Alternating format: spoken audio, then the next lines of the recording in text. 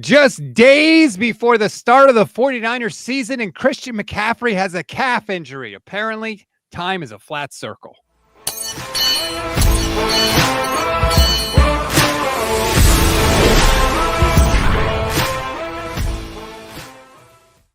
What is good, everybody? Welcome to another Gold Standard podcast, part of the Pro Football Insiders. I'm Rob Stats Guerrera. She is Michelle Majuk. Michelle, I should be happy today. I should be in a great mood. We have an actual regular season game to pick and preview. This is our fantasy show. This is where we give you our picks for the week. And yet I can't be happy today because Christian McCaffrey pops up on the Niners injury report out of nowhere yesterday. And guess what? It's a calf. Now, we don't want to overreact, right? It could just be a very, very small thing and they're just holding him out because there's no reason to push it. And maybe he's back to full participation today. All is good. But it's really hard not to overreact after what happened last offseason, right before the season. They were saying he was fine. He's going to be good to go. And then all of a sudden, he missed pretty much the entire year. So I get the worries, but I'm trying to stay positive at the moment until we get more information today. Well, we got a little more information this morning. Tom Pelissero on Good Morning Football. I will say this cautiously. I do not get the sense, based on the conversations I've had so far, that there are alarm bells going off about Christian McCaffrey at this point. If there is any player you are going to take precautions with, if he feels something in practice, it's the guy who's arguably your best player and missed most of last season because of a variety of different ailments. We also know that calf injuries can be tricky.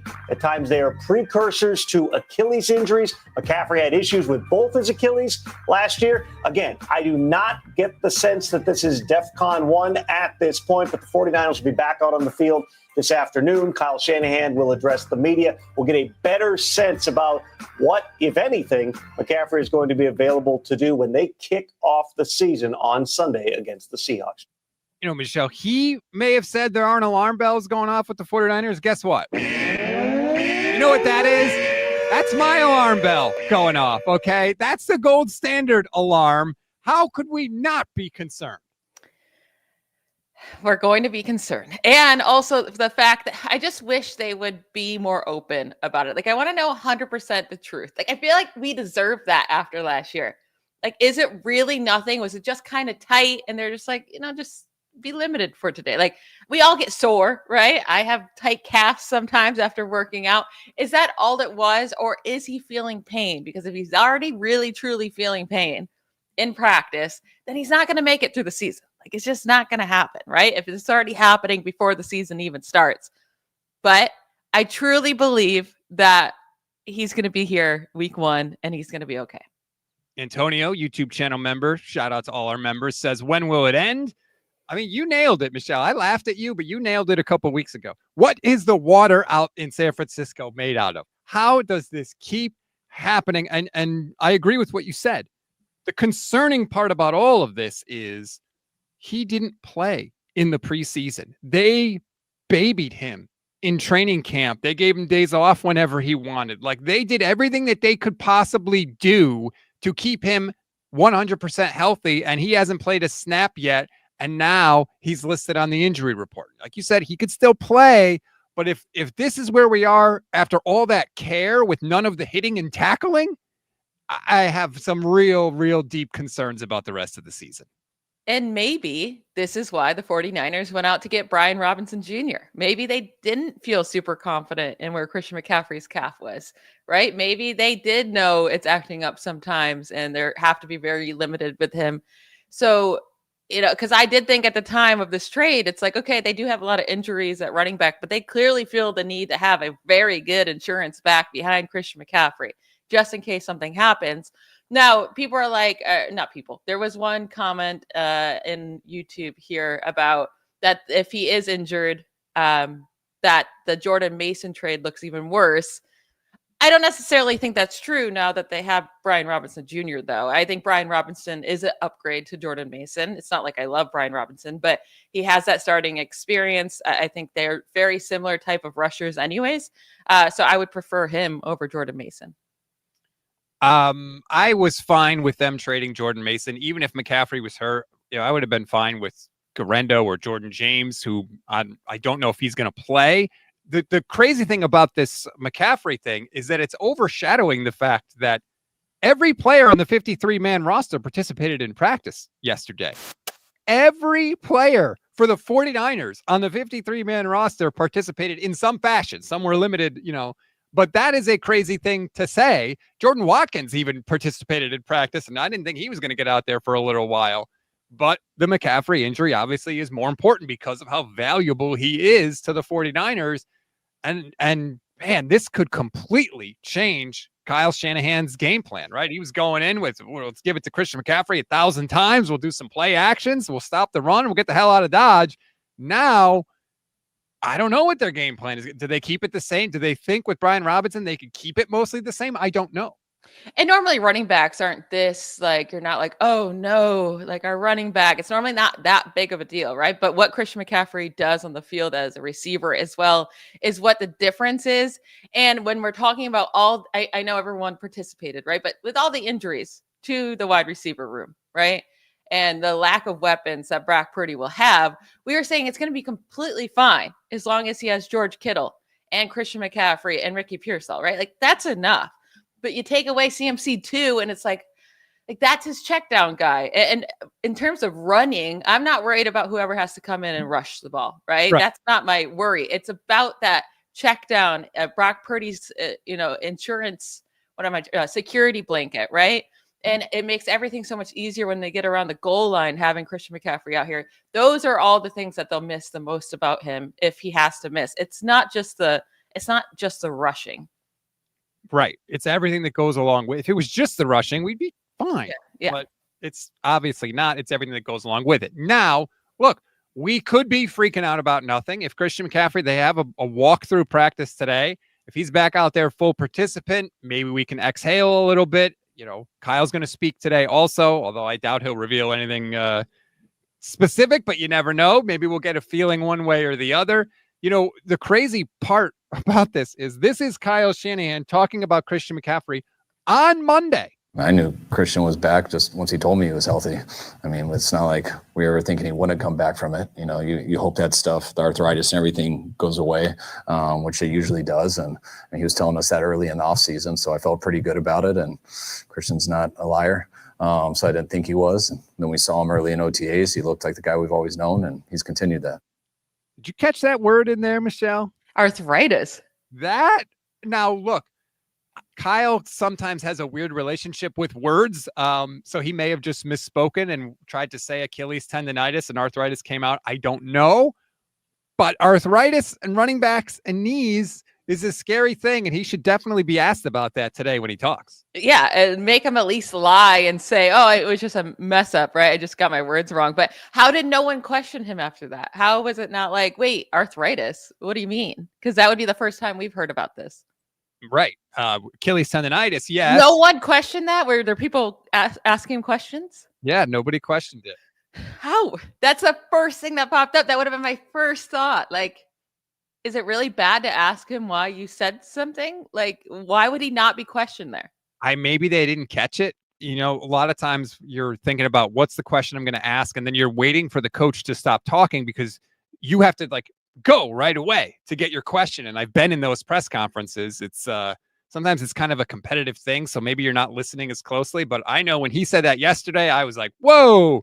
And then I saw a couple people today on X talking about the same thing. Like, wait a minute. That is a word that we have not heard before with Christian McCaffrey.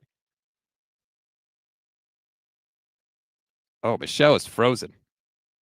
Well, at least it's a good picture. Michelle, are you there? No. Okay. Michelle's not there. All right. We'll see if we can get Michelle back. A lot of technical issues on today's show. Yeah, but that's the Christian McCaffrey news. It's frustrating.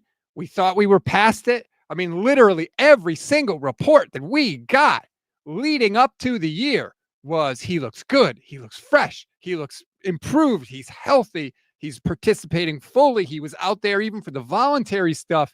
It was as good as it could possibly be. So I'm sitting ready to watch the game last night on Thursday Night Football, and this is like a punch in the gut.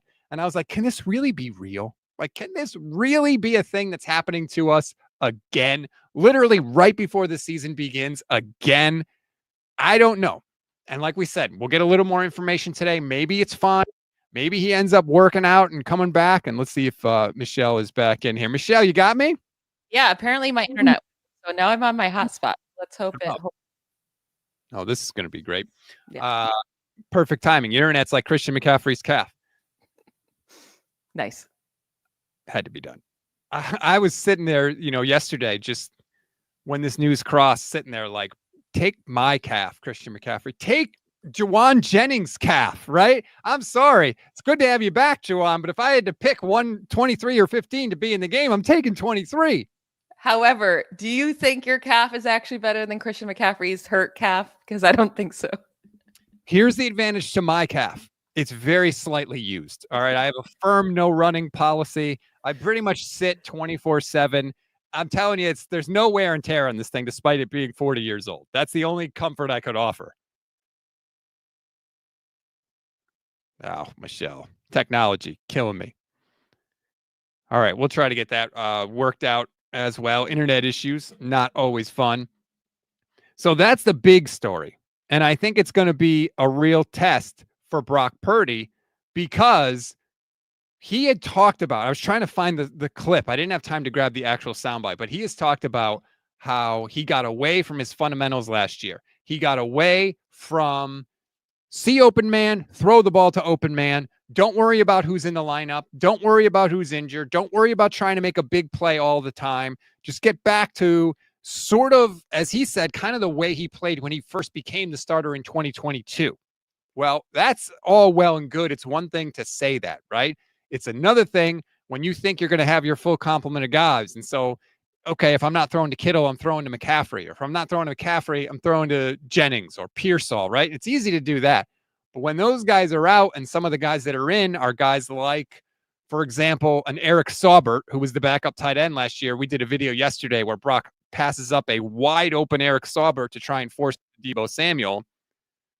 That's going to be the test. Does he stick to it? As we welcome back Michelle. I was just saying, Michelle, Brock was saying how he wants to get back to throwing back to the open guy, regardless of who's in the lineup and not getting caught in who's hurt, who's not. Just throw it to the open guy. Easy to say in August, harder to do days before the preseason opener, and all of a sudden Christian McCaffrey might not be out there. No, this is going to mess up their game plan completely if Christian McCaffrey's not out there, because you have to assume Kyle Shanahan this entire offseason, right? It should be going this entire offense. We wanted to go through George Kittle in the passing game with Ricky Pearsall being the wide receiver 1, but Kittle being the top focal point here in the offense. And that just helps Pearsall get open more anyways. And then you're leaning on Christian McCaffrey and those short passes. Just, kill the defenses slowly. Like, you don't need the big plays. Like, we kept seeing that last year, right? They'd get the one big play to start the drive, and then they'd be shut down once they got to their opponent's 40-yard line. It was like it happened. It felt like every single drive. So you just need I don't care about the big plays at this moment, especially with all these injuries right now. Just slowly beat down that defense, make them tired, and that will just help you more in the second half of the game anyways.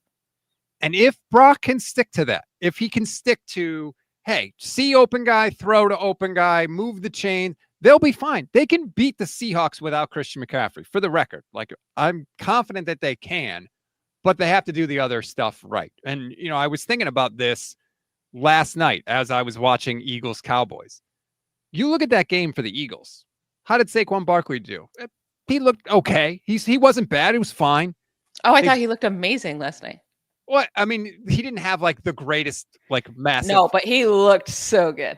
Yeah, that's what I mean. He didn't have like a typical, like, oh my God, Saquon is kicking ass game. They threw to AJ Brown once, and I think it was in like the fourth quarter. No, it was like on the last drive. Yeah. They threw to Devontae Smith like 3 times. I think he had like 7 yards. But they won the game. The 49ers can't have that. I don't think the 49ers can have those type of games. I don't think they can win like that. The 49ers stars have to be stars. It's got to be Kittle putting up 80 to 100 every game. Pearsall's got to put up, 65, 70, 80 yards a game. They can't have a game like Philly. And if Christian McCaffrey is out, that just, to me, puts extra significance on extra I don't know what the word I'm trying to say is, but like those other guys got to do more. And watching that game last night, it is I did not want the tush push banned at all. I think if you can't stop it and you can't do it, like that's just being lame to want to ban it.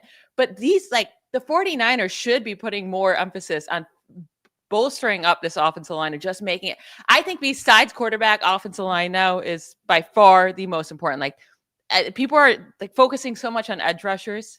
I actually think like offensive line is way more important. You have an elite offensive line, you have such an advantage because there's so few elite offensive lines in the league, right? So if you have one of them, it's amazing. But really, all the Eagles have to do is get themselves to 3rd and 2. Like anytime they get close to the first down line, you know they're going to get it because they can just do the tush push and they get it every single time. I know that I know they've been stopped a couple times. I think Brock Purdy could do the tush push. Like, I think he's perfectly strong enough. He has strong enough legs. Like, he's the type of guy that I would think would succeed in this area. I just don't think they have a strong enough offensive line to consistently do it correct like the Eagles can. So I wish they put more focus on that because really watching them, it's like, wow, this team just has such an advantage where just no other teams do. It's so funny that you mentioned that because I just saw a tweet from Nick Wagoner who said since 2022, Brock Purdy has 24 rushing attempts with 1 yard or less to gain for a first down. He has gotten a first down on 21 of those 24. That's 87.5%. Among quarterbacks with at least 20 tries in that situation, that's tied for second best in the NFL. The only person that's ahead of them is Jalen Hurts at 86.6%. So Brock's been pretty good doing that. Well, Brock or Christian McCaffrey? Brock has been good doing the sneak. Oh, okay. Because you said Christian McCaffrey had the carries for 1. Oh, I'm sorry. I screwed the whole thing up. That confused me. How did we get to Christian McCaffrey? Okay. All right. I heard that. My bad. So much for stats. Yeah, Brock Purdy, really good at quarterback sneak. 87.5%. I love quarterback sneaks. I think anytime you're a yard or shorter away, you should just do the quarterback sneak. And obviously nothing has 100% success rate, but there is no play that there is no play that works more than the quarterback sneak. So just use the probability and do it, and then do it again on 4th down. Like if you fail on 3rd, do it again on 4th. Just do it twice in a row. It's so hard to stop. Sean Turner has a very important question. Michelle, do you have a frozen mimosa today? No, he just said is a frozen mimosa today because keep freezing. Oh. But I want to say I'm feeling like I'm giving bad juju, right? Like there's something I'm feeling off. I feel like the world right now, the universe is trying to tell me that, I'm not going to like football this Sunday because my Brock Purdy thing ripped. If you're watching, you can see his shoulders falling down. Then my microphone breaks off its hand. So I have to hold my microphone. Then my internet goes out. So multiple times. So I don't know. Today's not my day.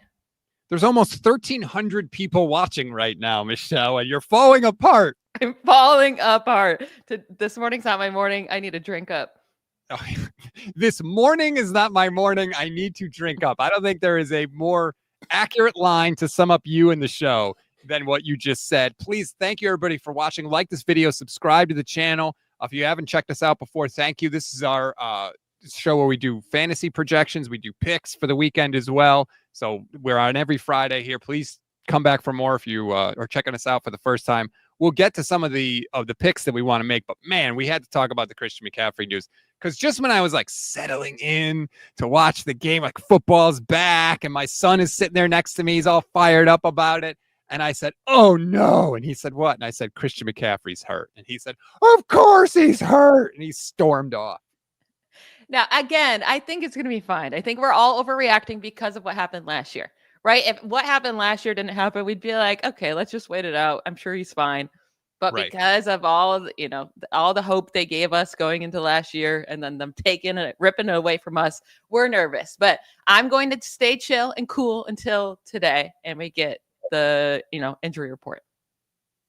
He could be back, but like this is the nature of the Achilles tendonitis. He could be feeling completely great and all of a sudden it could flare up. That was the part of the issue with the Eric Armstead and the plantar fasciitis. It was like, yeah, he's feeling good, but it's a chronic thing. It could come back at any time. And the 49ers ultimately got to the point with him where they just couldn't count on him to be out there enough.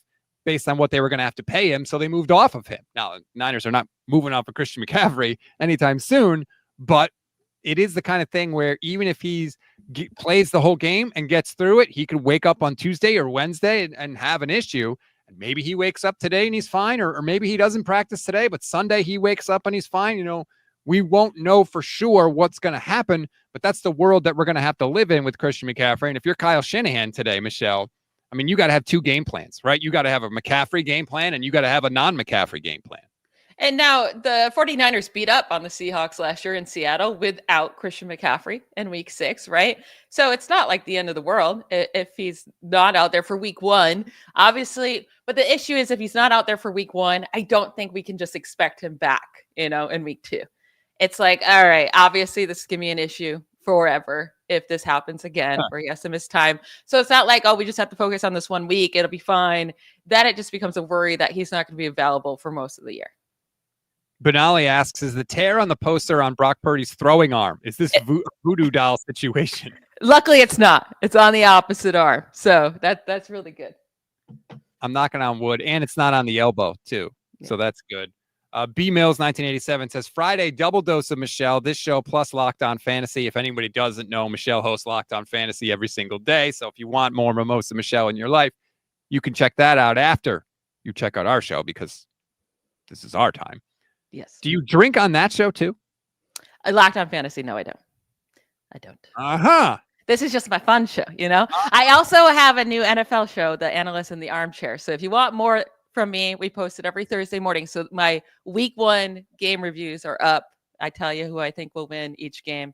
But yeah, that's posted. The Analyst in the Armchair. How she's just like slipped that in. Yeah, I take those shows. I need to grow followers here, all right? This show, I just get liquored up and say all sorts of stuff and put the Maloik on the 49ers going into week 1.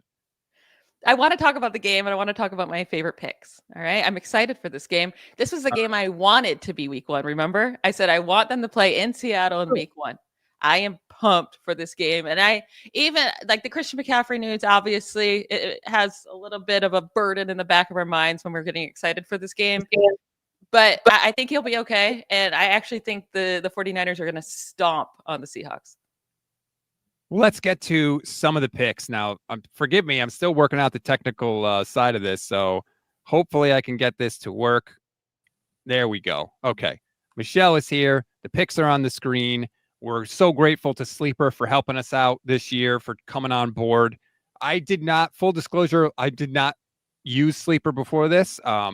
And I'm learning that you get everything with Sleeper. You get picks, you get fantasy, which Steph and Jay were like, oh, yeah, I use Sleeper for fantasy all the time.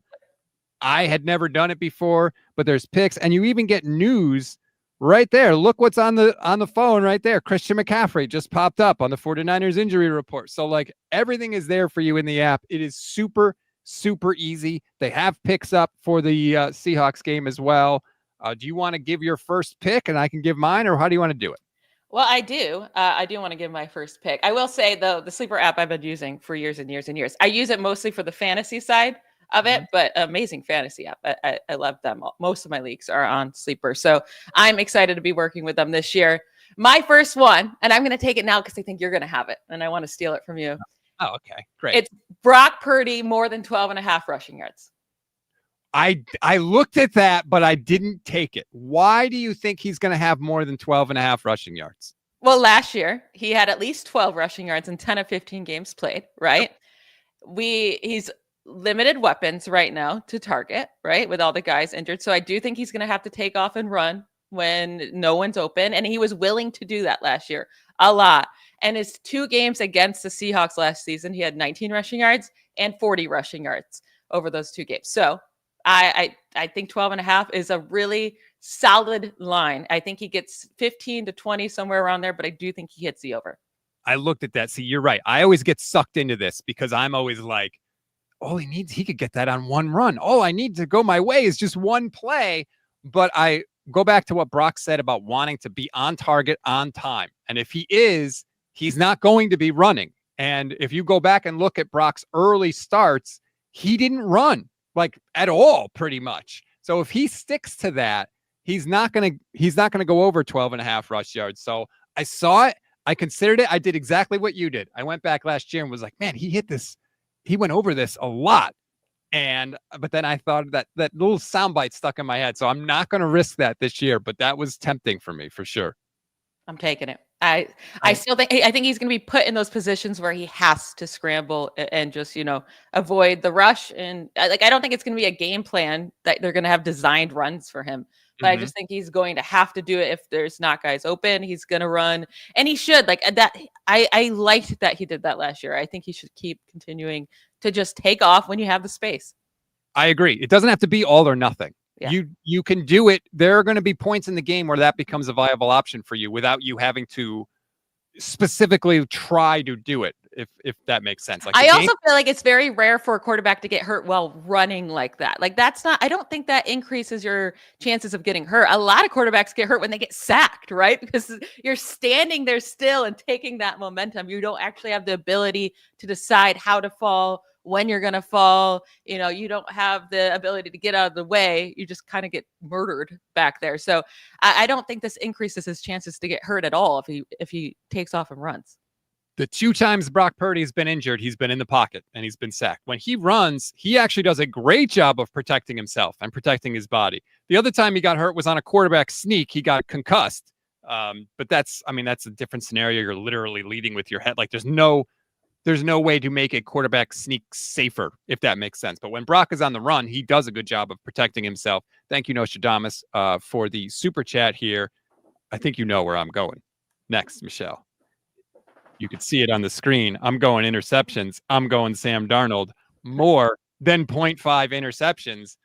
Yes. I picked this. Anytime the 49ers play a quarterback that has had some turnover issues, I don't care what Sam Darnold did last year. He's Sam Darnold. The 49ers know when you pressure Sam Darnold, he gets stupid with the football. And if there's one thing we saw this preseason with Robert Saleh, he is bringing the pressure. He's bringing corner blitzes. He's bringing multiple blitzers. He's putting everybody at the line of scrimmage to make the quarterback poop himself before he snaps the ball. I'm taking Sam Darnold over more than 0.5 interceptions in the game. I really think he's going to do it. He did it with the Vikings. He threw it right to Fred Warner last year. Trust me, Sam's not going to let you down. I want you to predict who will get the interception. Jay and Steph, I think, predicted D winners. Wow. Yeah, I don't know. I'm going to go with Warner. I'll say Fred again. I think Fred gets him. I don't know. He's really good. Darnold's going to throw over the middle of the field. That's where Fred lives. So I'll take Fred Warner to get the pick. I think it's going to be a defensive lineman. I think a ball's going to be tipped and a defensive lineman. I don't know which one, but I think a defensive lineman will get it. All right. What's your second pick? All right. I'm going to go with George Kittle. I'm going to go with him having a touchdown. So more than 0.5 receiving touchdowns. Kittle has had at least 50 receiving yards and at least 1 touchdown in 4 of his last 5 regular season games played against the Seahawks. He has scored 7 receiving touchdowns over those 5 games.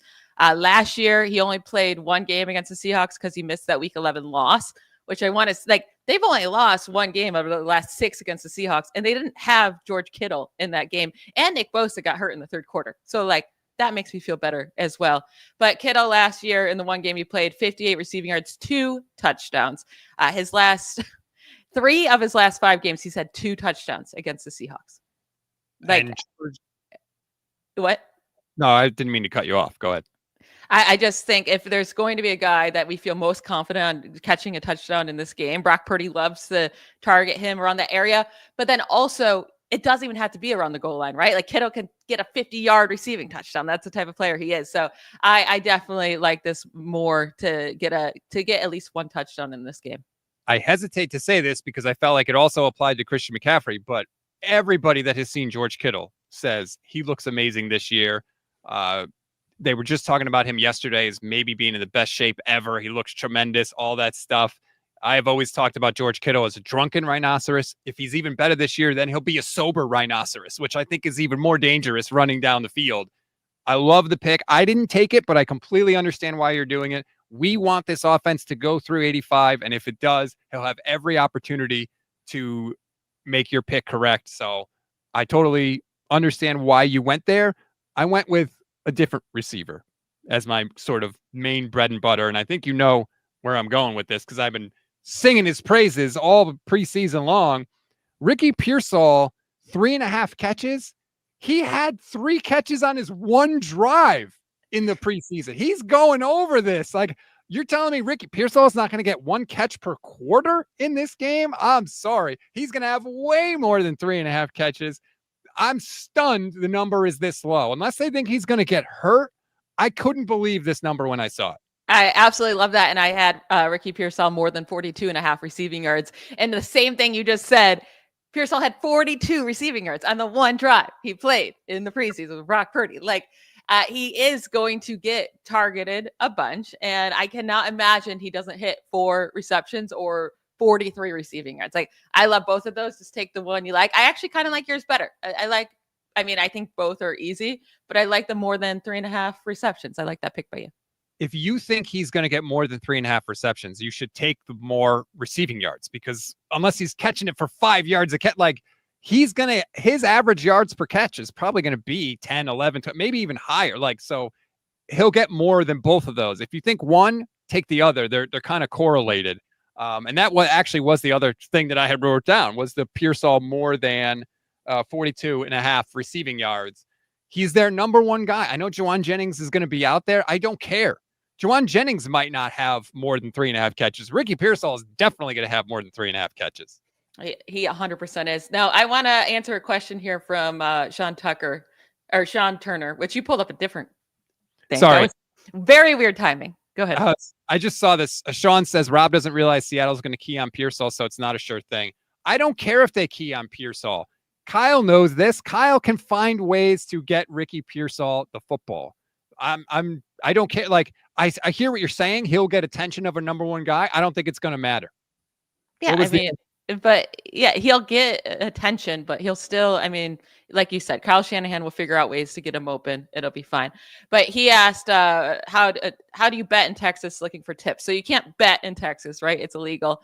But there are apps like Sleeper specifically that you could do player picks. And the money is easy. Like you deposit money, you can take it out easily. And this is how you can, put some money on games. It's these player projections. So Sleeper is a big way that you could do this. And this is how I, get in some action in Texas. See that? These are all tips that you need to know about. This is why you have to watch this show. All the Christian McCaffrey picks are still up there. That was one of the first things I did. I ran and I was like, what are people that are way better at this than me saying about Christian McCaffrey? And all the Christian McCaffrey picks are still there. Does that make you a little more confident that he'll be out there? It does, and I'm taking it, right? So that was one of the ones I really liked. I like both of his 113.5 rush plus receiving yards more than 72.5 rushing yards. I think I might lean more the rushing yards one, but Christian McCaffrey has averaged 158 scrimmage yards per game in his career games against the Seahawks. That's the most by any player against the Seahawks in their franchise history, but it's also the 4th most by any player versus any opponent in NFL history. So the only guys that have averaged more scrimmage yards against a single opponent in their career that they played at least 5 times. Clinton Portis against the Chiefs, Walter Payton against the Saints, and Marshall Faulk against the Falcons. And then you got Christian McCaffrey against the Seahawks. He owns them. And so his 113 scrimmage yards, I'm totally down for. But the 72.5 rushing yards, he's had at least 79 rushing yards against the Seahawks in all 6 career games. And 79 was last year, coming off the injury. And he's had at least 100 rushing yards in 4 of 6 games. So I'm taking the more than 72.5 rushing yards. If he's out there, I think he'll do it. The only question is he out there and how long is he out there? By the way, if you want to make any of these picks, make sure you use our code.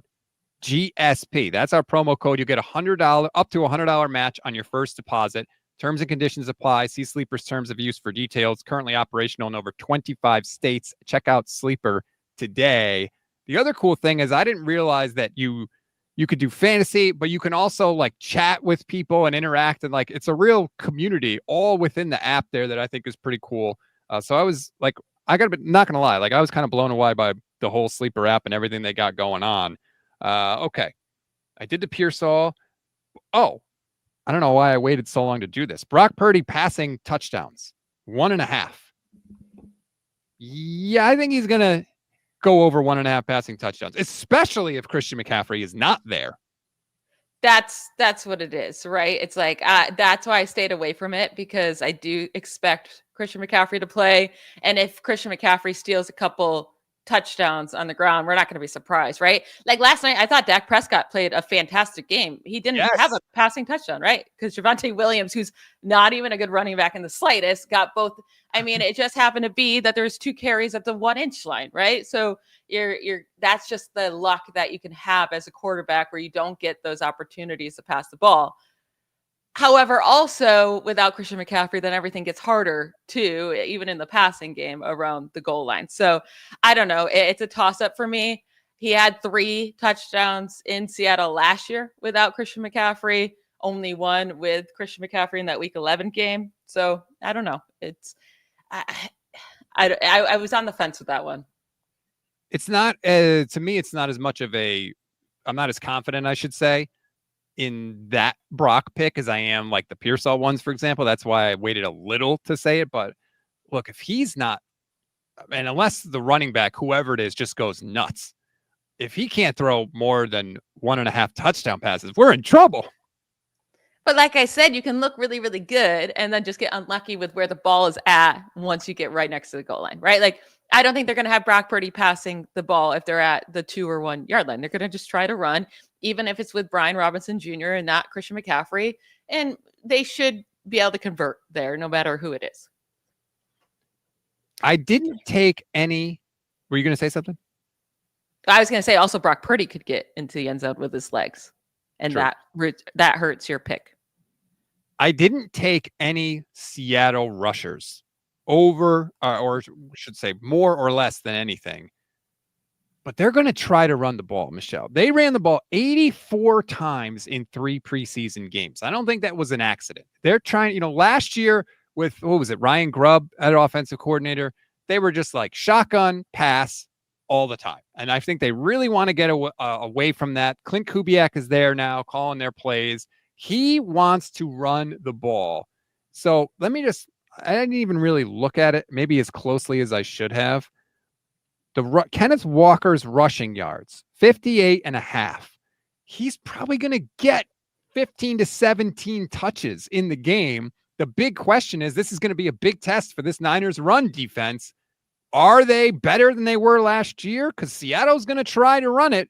And if the Niners aren't any better, then they're going to get demolished. Yeah, but also at the same time, Kenneth Walker did lead this team again in rushing yards against the 49ers in both games, and it was 32 rushing yards and 54. So wow. He would not have hit them more in that situation. Kenneth Walker has actually never had 80-plus scrimmage yards in any career game against the Seahawks. So the 49ers have done a good job kind of limiting him. He has actually scored a rushing touchdown. He did in both matchups last year. So maybe if that's what you want to go with, more than 0.5 rushing touchdowns, maybe you go that way. I don't know. They might want to try to run, but also if we think this offense is going to put up points against the Seahawks, and we think Sam Darnold could be throwing an interception or more than that, and we think he's going to struggle, then they're not going to be able to run a lot in the second half either, which could limit their production.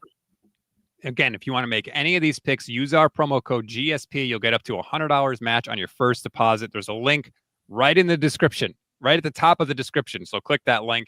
You'll be good to go. And thanks again to Sleeper.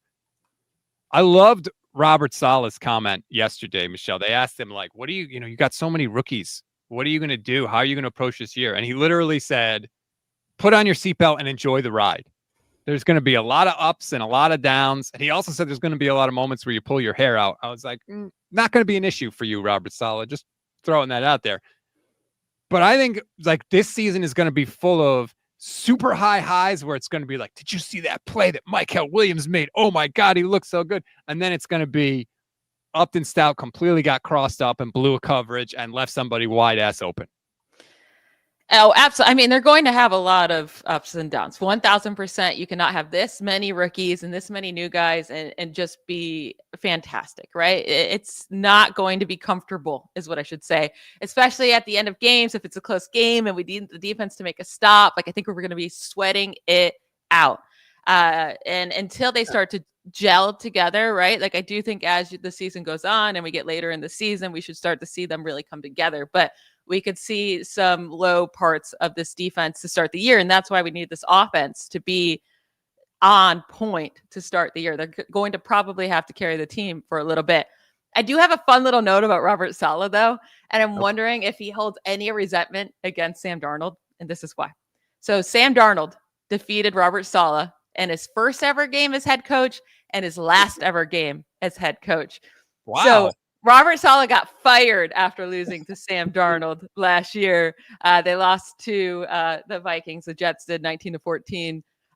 Wait, no, sorry. It was 23-17 in week 5 last year. And then Saleh was fired right afterwards. But kind of funny to me that he beat him in his first and last game. He's beaten the 49ers every time he's played them, frustratingly. I was doing some research into this. 45% of Darnold's dropbacks last season lasted 3+ seconds. That was number one by a mile in the NFL last year. I know Seattle's tried to upgrade their offensive line. It is not nearly as good as the Vikings offensive line was last year.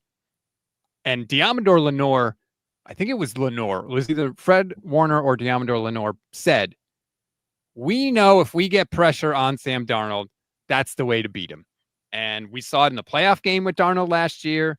Everybody knows the seeing ghosts line that he famously said.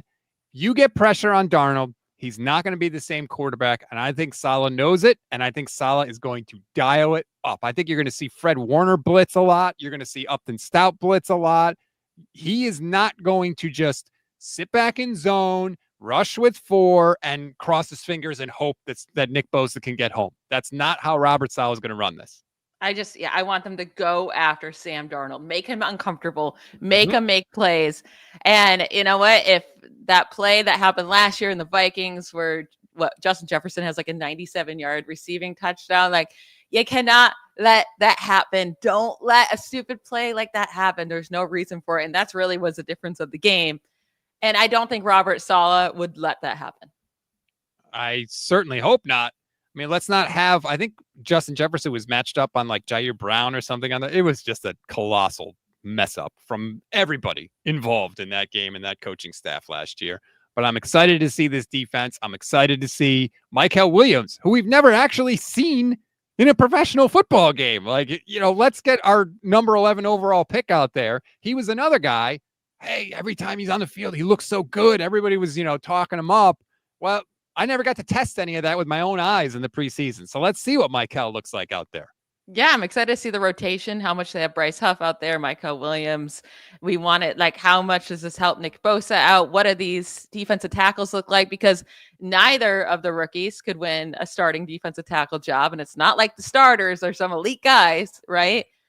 So that's a little bit worrisome, but also at the same time, a lot of teams with their first unofficial depth chart will always put the veterans first anyways. So I want to see how this all works out. I want to see the snap counts for this defensive line. I think that's what I'm most interested in. Yeah, how much are they able to rotate guys in and out? You know, Alfred Collins and CJ West might not start, but they could, in theory, end up playing more snaps depending on how the game works out. I just want to see improvement. Like, if they go out and they're doing stupid penalties like last year and they can't stop the run like last year, and whoever is in the slot does a slot fade and it works like seemingly the past 3 years with this damn team, it's just going to be maddening. You know, obviously I want them to win. I expect them to win. I'm picking them to win. But man, just look like you're improved, please. And what I would like, again, going back to that Eagles game last night, they never freaked out. I mean, the beginning could not have started worse for them, right? Like Jalen Carter spitting on Dak Prescott and getting ejected. I mean, their best defender, probably their best defender, right? Definitely changes the run defense completely. And then, you know, Dallas going down and scoring right away. And the Eagles had some stupid penalties to start the game. They never freaked out, though. They never pressured themselves. They just kept doing what they do best, running the ball.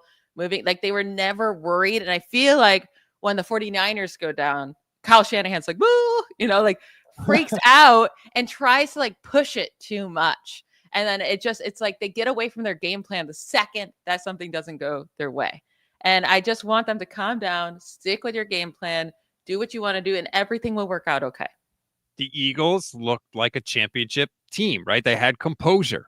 They like you said, didn't freak out. Now, the game never, it's not like they were down by 17 points, which I think helps, but they did what they did, and ultimately they were able to come back and get a win. San Francisco in the fourth quarter last year were terrible. They were outscored by 77 points. They scored less than 6 points per game in the fourth quarter as an offense. They were outscored by 4.5 points per game last year in the fourth quarter. It was ugly. And they had a team full of veterans. They should have been the more composed team. But a lot of times in the fourth quarter, they just weren't. And so that'll be something. I know they're bringing back a lot of the same guys on offense, but that's something that they have to rectify in a big way because they're going to be in a ton of close games this year. And if you can't get it done in the fourth quarter, you're not going to win. And you know what the Eagles do? They lean on Saquon Barkley in the fourth quarter. Like, just get this done, right? And that's what the 49ers were missing last year. Just lean on Christian McCaffrey in those moments. And that doesn't mean that Brock Purdy can't throw the ball, but defenses are then thinking, okay, Christian McCaffrey. That's what was happening yesterday when the Eagles got that reception to A.J. Brown. It was his first one, but pretty much closed out the game. They were thinking Saquon Barkley, right? Which allowed A.J. Brown to be open. So Christian McCaffrey in these situations in the fourth quarter will make such a difference. And that's also the difference, because if it's Brian Robinson Jr. back there, no defense is going to be like, oh no, like Brian Robinson, like we got to focus on him. So again, we just got to wait for this news today. I'm hoping it was just a small little thing yesterday. They had to put him on the injury report because they've gotten in trouble in the past, and it ends up being completely fine. That's all we can hope for. And we'll get Kyle is supposed to speak, I believe, 1:35 p.m. Pacific time today, although keep an eye out on Niners Twitter when they tweet it out, because the Niners also have a habit of changing those times the day of. So that might not hold up by the time you're listening to this. And I know, look, a lot of this is going to be melted ice cream because they are going to have practice and we will get more information. So us panicking, may not matter at all. And hopefully that's the case. But all we can do is react to the information we have right now. And that information is dubious, let's just say. Before we go, Michelle, what's your final prediction for the game? I think it'll be 23-16. 49ers. You think the Niners are going to hold them to 16? I would love that. Oh, yeah. They can't let Sam Darnold score more than 16, please. I don't think they should ever allow Sam Darnold to score more than that, but he seems to have good damn luck against this team, so who the hell knows? I have not, just so you know, I have not given a final score prediction all week. I've waited for our show on Friday, and people have not been happy with me about that, by the way, but I did it for you. I'm so excited to hear. Yeah, it's not anything special. I'm going to take the 49ers to win. I'm going to say they win 24-21. Ooh, you think it's going to be a real close game? Here's what, and then this is how it's going to happen. They're going to have to hit the field goal early, because if Moody has to kick it late, he ain't making it. They're going to go down the field on the opening drive. They're going to go right down the field. No problem. Running, passing, breaking tackles. They're going to get to the red zone, and they are just going to sputter out, and it's going to be like a Jake Moody, like it's going to be real short, like 30-yard kick. He's going to barely make it, and then they won't use him the rest of the game for field goals. They'll get touchdowns. They'll finish off the drives, and that'll be how they get to 24, and that'll be the difference in the game, because if Moody's got to kick it late, we're screwed.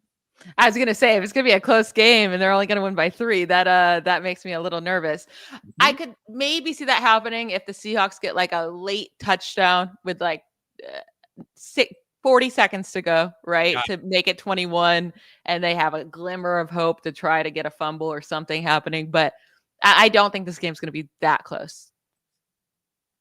I hope you're right. I'll say that. Brisbee Life on Twitch says Rob counting on Moody at all. Facepalm.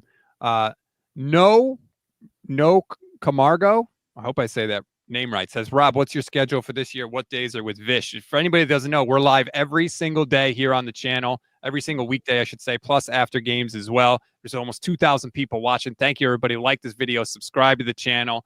Vish and I go Mondays, 5 p.m. Pacific time. We call it Under Review. We literally go drive through every game and break down exactly what happened. Jason Aponte and Steph Sanchez are on Tuesdays, also 5 p.m. Pacific time. Levin Black and I are Wednesdays. That's the original Gold Standard podcast.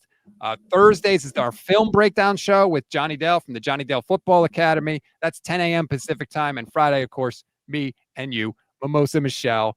Some would say the best show on the network. I'm not going to say that, but a lot of people are saying it. I'll say it. Definitely the best show.